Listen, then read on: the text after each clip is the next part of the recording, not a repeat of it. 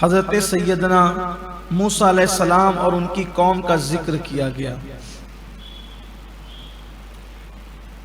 یہ موسیٰ علیہ السلام، شعیب علیہ السلام کے ذکر کے بعد موسیٰ علیہ السلام کے ذکر کی ایک حکمت یہ بھی ہے کہ شعیب علیہ السلام کے بعد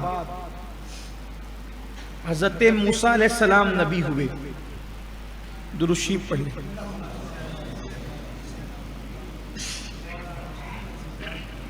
الصلاۃ والسلام علیک یا رسول اللہ صلی اللہ تعالی علیہ وسلم۔ شعیب علیہ السلام اور موسیٰ علیہ السلام میں سسر اور داماد کی رشتہ داری۔ حضرت شعیب علیہ السلام کے داماد ہوتے ہیں حضرت سیدنا موسیٰ علیہ السلام۔ قرآن میں اس کا ذکر آیا ہے، لیکن بہت طویل بات نہ ہو جائے، صرف اشارہ دوں گا کہ گزشتہ سالوں میں جو لوگ سنتے رہے ان کو یاد ہوگا کہ موسیٰ علیہ السلام کی جو پرورش ہوئی ہے وہ فرعون کے گھر میں ہوئی، یہ آپ کو پتا ہوگا۔ اس کا واقعہ یہ ہوا کہ فرعون نے جو خواب دیکھا تھا کہ ایک ایسا بچہ پیدا ہوا اور اس کا تختہ اس نے پلٹ دیا، تو فرعون نے پابندی لگا دی تھی کہ یہ کوئی بچہ پیدا نہیں ہونا چاہیے، لیکن موسیٰ علیہ السلام کی ولادت ہوئی تو جن بچوں کی ولادت ہونے والی تھی تو ان کے دروازے پر فرعون نے دائیاں کھڑی کر دی۔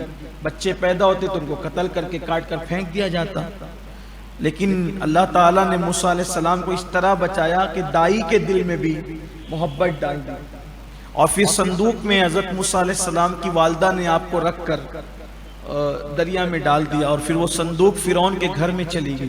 اس کے باغ کے اندر وہ دریا سے نہر جاتی تھی، اس کے گھر میں چلی گئی۔ اب گھر میں گئی تو ہوا یہ کہ فرعون کی جو بیوی تھی جناب آسیہ، تو بڑی نیک عورت تھی،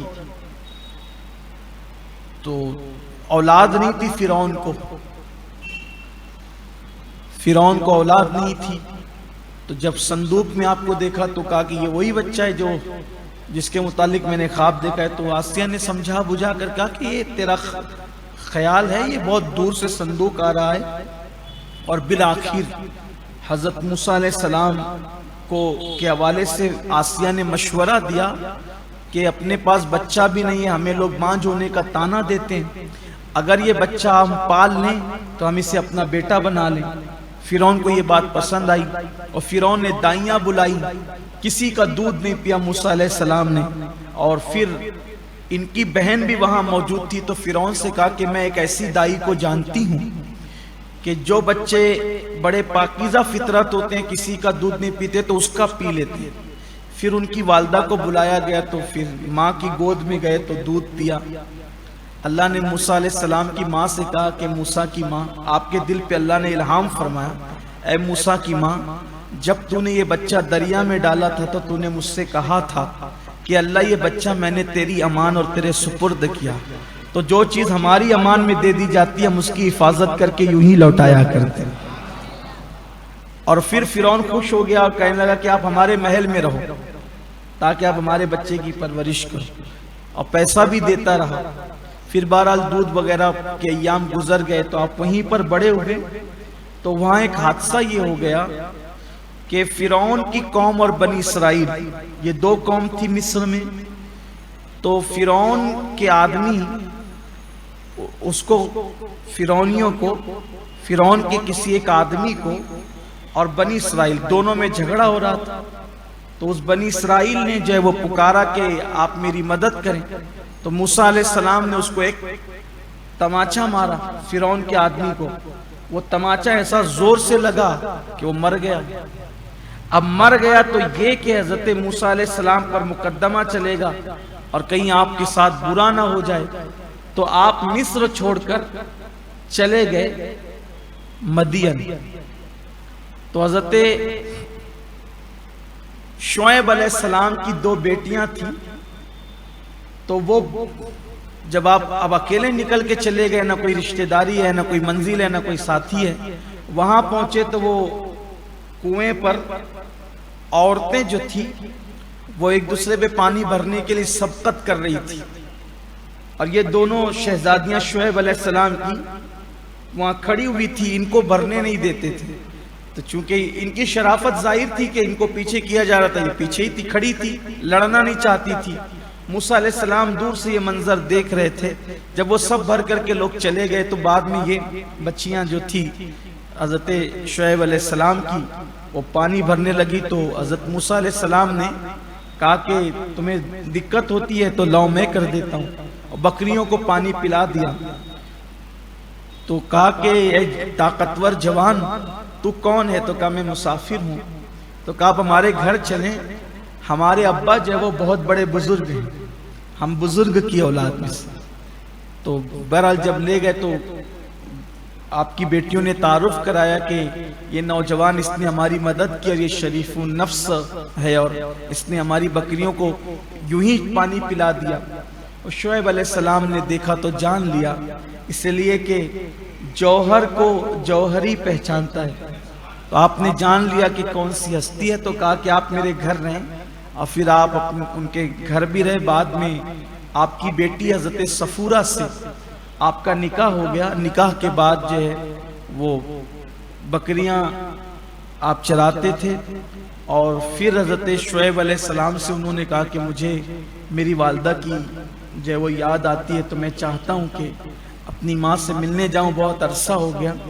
آپ نکلے، اور ان دنوں آپ کی اہلیہ جناب صفورہ مراد سے تھی، شکم میں بچہ تھا۔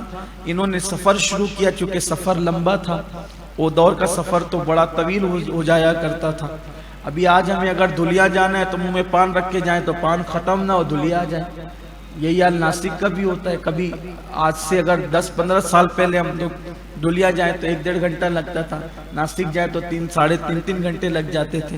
آج 1.5-2 گھنٹے میں آدمی پہنچ جاتا ہے۔ راستے اچھے ہیں، سواریاں اچھی ہیں، لیکن جب لوگ پیدل جاتے ہوں گے تو کیا حال ہوتا ہوگا، گھوڑے کھچر پہ جاتے ہوں گے تو کیا حال ہوتا ہوگا۔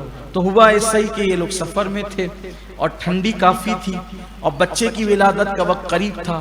جناب صفورہ نے کہا کہ آپ میرے لیے آگ لے آئیں۔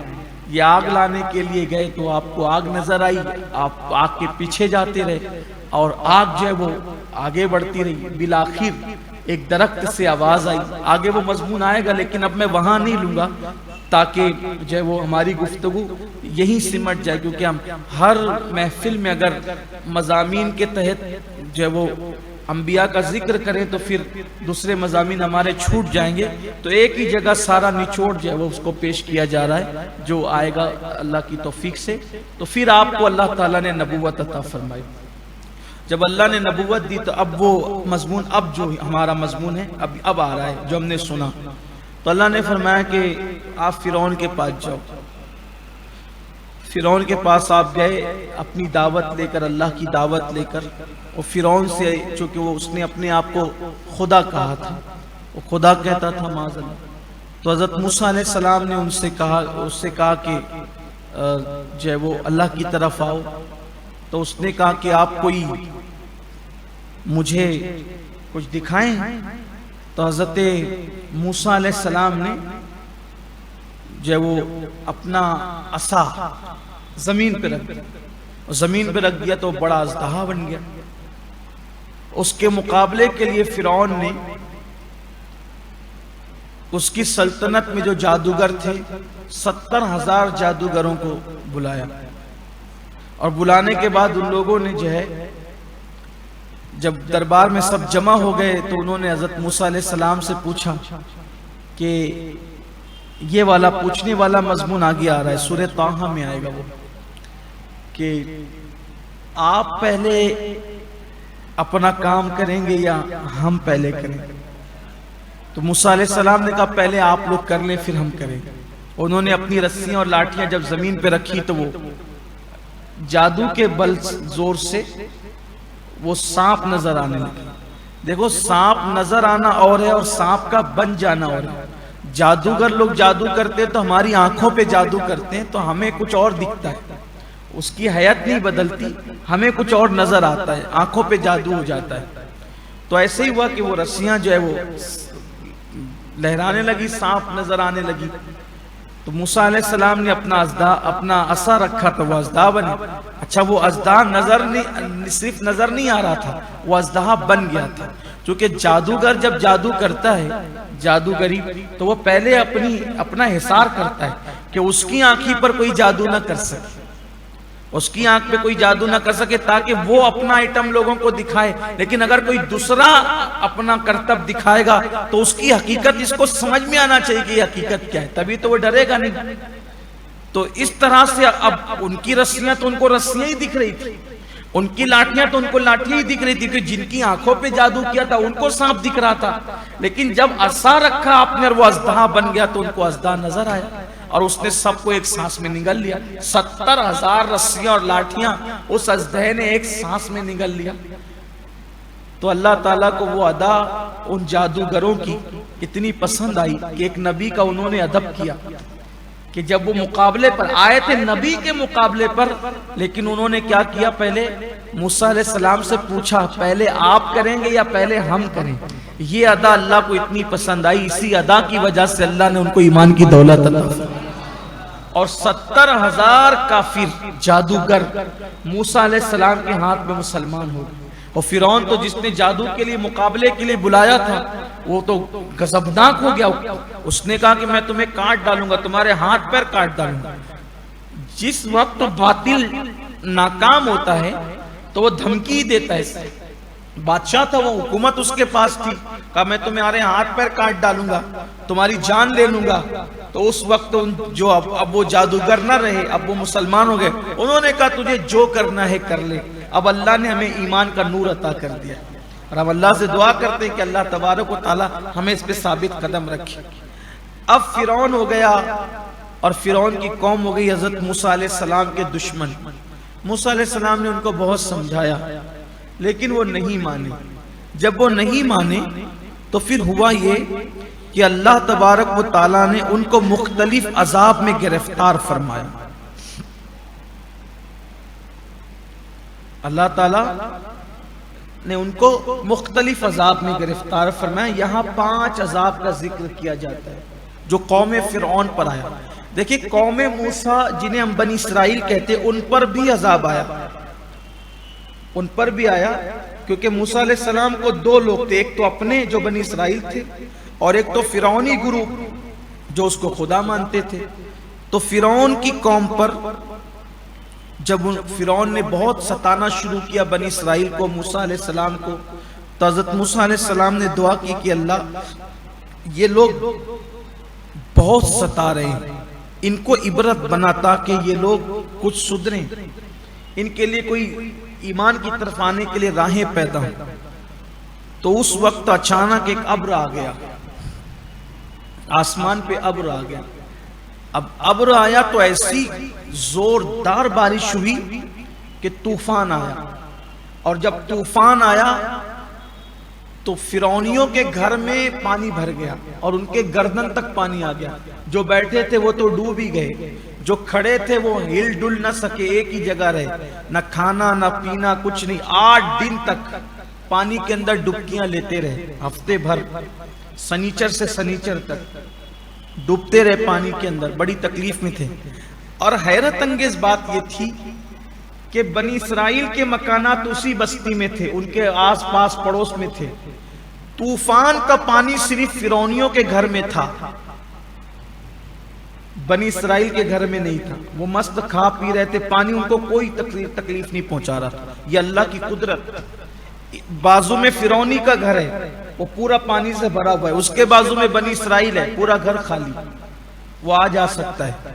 اب یہ منظر انہوں نے دیکھا تو سمجھ گئے کہ یہ حضرت موسیٰ علیہ السلام کی دعائے ضرر کا اثر ہے. تو ان کو تھوڑی سی کچھ دماغ میں بات آئی، تو انہوں نے کہا کہ یہ موسیٰ علیہ السلام کی قوم چین و سکون سے جی رہے، ہمیں تکلیف ہے. تو یہ موسیٰ علیہ السلام کے پاس جیسے تیسے انہوں نے عرضی بھیجی کہ آپ دعا کریں کہ اللہ اس عذاب کو ہم سے دور کر دے. اگر آپ کی دعا سے یہ عذاب ٹل جاتا ہے تو ہم وعدہ کرتے ہیں کہ ہم آپ کو نبی مان لیں گے اور آپ پر ایمان لے آئیں گے. موسیٰ علیہ السلام نے دعا کی، طوفان تھم گیا، پانی جو وہ بہنے لگا اور پھر دھیرے دھیرے سب پانی ختم ہو گیا۔ 1 مہینہ یہ چین سے سیدھے سادے رہے، صرف 1 مہینہ۔ جب عذاب چلا گیا تب پانی تو خوب تھا، تو اس میں کھیتی بڑی زبردست ہونے لگی۔ تو انہوں نے کہا یہ تو ہمارے لیے نعمت بن کے آیا تھا پانی، دیکھو ہماری کھیتی کیسی ہری بھری ہو گئی۔ یہ موسیٰ علیہ السلام کی دعا اور دعائے زرع کا کوئی اثر نہیں تھا، یہ تو ہمارے لیے نعمت تھی، اور ہمارا دیکھو کیا کنویں بھر گئے اور کھیتیاں ہری بھری ہو گئی۔ حضرت موسیٰ علیہ السلام نے دیکھا کہ ابھی یہ پھر اپنی پرانی روش پر آ گئے، تو اللہ سے کہا مولا اب ان کو تو بتا کہ اصل کیا ہے، اور ان کو پھر کوئی عذاب میں گرفتار کر۔ تو اللہ تبارک و تعالیٰ نے پھر فرعونیوں کے لیے ٹڈیاں بھیجی۔ ٹڈی سمجھتے ہیں نا، ٹڈی بھیجی۔ جب ٹڈیوں کے جھنڈ آتے تھے تو جتنی ان کی کھیتیاں ہری بھری تھی وہ سب چٹ کر گئے، سب کھا گئے ٹڈیوں نے۔ مکانوں کی لکڑیاں تک کھا گئے ٹڈیاں، سانس لینا مشکل ہو گیا۔ اور حیرت کی بات یہ تھی، یہ فرعونی کا کھیت، بازو میں بنی اسرائیل کا کھیت، ٹڈیوں کا ایسا طوفان آیا کہ وہ بنی اسرائیل کے کھیت میں نہیں گیا اور فرعونی کے کھیت میں گیا، سب کھا پی کے برباد کر دیا۔ یہ تو حیران ہو گئے کہ یہ سب ہم کیا دیکھ رہے ہیں۔ بھئی اگر ٹڈیاں آئی ہے تو اس کو سارے کھیت کھانے چاہیے، یہ طوفان آیا ہے تو اس کو سب کو بہا لے جانا چاہیے، لیکن یہ کیا ہے کہ طوفان آیا تو صرف ہمارے گھر، ٹڈیاں آئی تو ہمارے کھیت۔ تو اب کی بار ان لوگوں کو بڑی عبرت ہوئی، اور اس سے تنگ آ کر کے پھر انہوں نے عہد کیا، حضرت موسیٰ علیہ السلام سے گزارش کی کہ حضرت یہ عذاب آپ دعا کریں کہ ختم ہو جائے، اگر یہ عذاب ختم ہو گیا پھر ہم آپ کو اللہ کا نبی مان لیں گے، اور نبی مان کر کے ہم ایمان لے آئیں۔ اللہ کے نبی نرم دل لوگ، درگزر کرنے والے لوگ، رحم جلدی آ جاتا ہے، اللہ والوں کو رحم جلدی آتا ہے۔ تو جب وہ گزارش لے کر کے آئے، رونے دھونے لگے، تو اللہ کے نبی نے پھر دعا کی اللہ تعالیٰ ان سے یہ مصیبت ٹال دے۔ وہ مصیبت گئی، 1 مہینہ پھر ٹھیک ٹھاک رہے، اور اس کے بعد پھر کہنے لگے ارے ہمارے پاس تو ابھی کچھ سبزیاں پھل ہمارے بچیوں میں وہ ہمیں کافی ہے، ہم آپ پہ ایمان نہیں لاتے۔ حضرت موسیٰ علیہ السلام نے کہا اللہ ان کو پھر بتا۔ تو پہلے طوفان آیا، پھر اس کے بعد ٹڈیاں آئی، اب اس کے بعد اور اس سے بڑی مصیبت آ گئی کہ بعض روایتوں میں آتا ہے کہ ان کو گھن یا جوئیں، دونوں کا ذکر ہے، گھن یا جوئیں کا عذاب ان پر آیا، اور ایسا آیا کہ وہ جو بچی کچی کھیتیاں تھی وہ بھی سب چٹ کر گئے، اور وہ جوئیں ان کے کپڑوں میں، ان کی داڑیوں میں، ان کے بھووں میں، ان کی موچوں میں، حتیٰ کہ ان کے جسم کے جو چمڑی تھی اس کو بھی کاٹ کاٹ کے کھانے لگے۔ اب تو یہ ادھر کھجائے ادھر کھجائے، یہ سب اب حالت کیا ہوگی آپ جان سکتے ہیں۔ جس کے صرف سر میں جو ہو جائے اس کا انجام کیا ہوتا ہے، وہ پورے بدن میں، کپڑوں میں، موچ میں، بھووں میں حالت خراب ہو گئی۔ اب یہ بہت پریشان ہوئے، پھر حضرت موسیٰ علیہ السلام کے پاس آئے، پھر گریہ وزاری کی کہ حضرت ہم اب نہیں کریں گے، اب آپ اس کو دور ہونے کی دعا کر دیں۔ اللہ کے پیغمبر نے، دیکھیے کیا ہمیں سیکھنے کو ملتا ہے کہ اتنا یہ ظلم کر رہے ہیں، 1 مہینے میں پلٹ رہے ہیں، 8 دن میں پلٹ رہے ہیں، اور پھر آتے ہیں معافی مانگنے کے لیے۔ اللہ کا نبی یہ نہیں کہتا کہ دیکھو تم پھر گئے تھے اب نہیں دعا کروں گا، نہیں، بلکہ پھر دعا کرتے ہیں۔ اللہ تعالیٰ پھر آپ کی دعا سے یہ تیسرا عذاب بھی دور فرما دیتا ہے، تیسرا عذاب بھی اللہ نے دور کر دیا۔ تو یہ پھر 1 مہینے تک ٹھیک ٹھاک رہے۔ اس کے بعد پھر انہوں نے کہا کہ ہم آپ کی یہ بات نہیں مانتے۔ اب اس سے اور بڑا عذاب آیا، اچانک اللہ نے ان کے گھروں میں مینڈک پیدا کر دی۔ مینڈک اگر کوئی منہ کھولتا نا بات کرنے کے لیے تو بھی اس کے منہ میں مینڈک چھلانگ لگا کے پہنچ جاتا، کھانے کے لیے بیٹھے تو برتن میں مینڈک، بستر میں لیٹے تو اس میں مینڈک، منہ بھی نہیں کھول سکتے تھے، مینڈک ہی مینڈک، گود میں مینڈک، پریشان ہو گئے مینڈکوں کی وجہ سے۔ اب کریں تو کیا کریں؟ پھر یہ گرتے پڑتے روتے دھوتے گڑ گڑاتے حضرت موسیٰ علیہ السلام کے پاس آئے اور کہا کہ حضرت اب ہمیں بات سمجھ میں آ گئی ہے، آپ دعا کریں یہ عذاب دور ہو جائے، تو پھر ہم لوگ جو ہے وہ آپ پر ایمان لے آئیں گے اور آپ کو اللہ کا نبی مان لیں گے۔ حضرت موسیٰ علیہ السلام نے پھر دعا کی، فوراً مینڈک کا عذاب دور ہو گیا تو ان لوگوں نے راحت کی سانس لی۔ ایسے میں پھر یہ مسلمانوں کو ستانے لگے اور اپنی بری حرکتوں پر پھر آمادہ ہو گئے، پھر انکار کیا کہ ہم آپ کو معاذ اللہ نہیں مانتے، استغفر اللہ۔ اب ان پر اس سے بڑا عذاب، پانچواں عذاب آیا۔ اللہ تعالیٰ نے ان کو خون کے عذاب میں مبتلا کر دیا۔ خون کا عذاب یہ تھا کہ ان کے کنووں کا پانی بھی خون ہو گیا، وہ جو کھانا پکاتے تھے وہ بھی خون، ان کی مٹکیوں میں جو پانی تھا وہ بھی خون، ان کے مشکیزوں میں پانی تھا وہ بھی خون، خون ہی خون۔ اب حیرت یہ ہوتی کہ وہ کیا کرتے، ایک ہی محلہ تھا تو بنی اسرائیل جہاں سے پانی بھرتے تو وہ بھی اسی کنویں سے پانی بھرتے، لیکن اسرائیلی کی ڈول میں پانی آتا، ان کے ڈول میں خون آتا۔ پھر یہ بنی اسرائیل کو کہنے لگے پٹا پھسلا کے کہ ایک کام کرتے ہیں، ہم لوگ ایک ہی برتن میں کھاتے ہیں۔ اب یہ ایک برتن میں کھاتے ہیں تو جیسے ہی لقمہ ان کے منہ میں جاتا خون ہو جاتا۔ ایک ہی برتن سے دو لوگ منہ لگا کے پانی پیتے، بنی اسرائیل پیتا تو منہ میں پانی آتا، وہ پیتا تو منہ میں خون آتا۔ کھانے پینے سے معذور ہو گئے۔ اللہ کی نشانی قرآن ہم سے یہ کہہ رہا ہے، ظالموں کا انجام، کافروں کی عدمات دیکھ کر پریشان مت ہوا کرو، یہ سب ہمت بڑھانے والی چیزیں۔ لوگوں کی قیادت، لوگوں کی حوصلہ افزائی حکومتیں کرتی ہے اور ہماری حوصلہ افزائی میرا اللہ کرتا ہے، اللہ کا کلام کرتا ہے۔ بس شرط یہ کہ مسلمان اللہ کی طرف آئیں، مسلمان اللہ کی طرف رجوع کریں، اللہ کی طرف پلٹیں، سرکش نہ بنیں، مجرم نہ بنے، باغی نہ بنے، کوئی اللہ کا بن کر دیکھے۔ کچھ نہیں کر سکتا کوئی دنیا میں، اللہ کی مرضی کے بغیر پتہ بھی نہیں ہل سکتا۔ ہمت سے کام لو، حوصلے کے ساتھ جیو، ہمت کے ساتھ جیو۔ بلکہ آپ دیکھ لیں جو میں نے ابھی عذاب کا ذکر کیا، عذاب کا رخ کس طرف ہے، یہ بھی آپ اپنی ماتھے کی آنکھوں سے دیکھ سکتے ہیں۔